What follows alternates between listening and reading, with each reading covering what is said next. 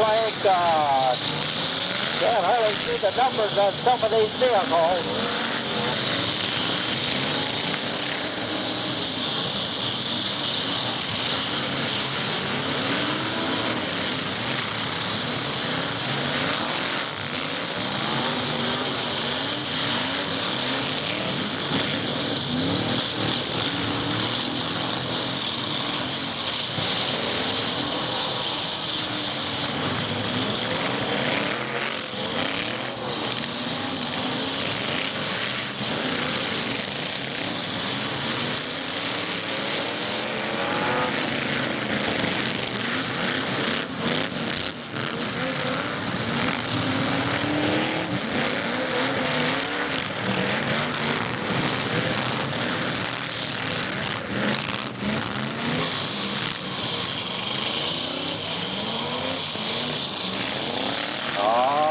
Still working their way around on the backside.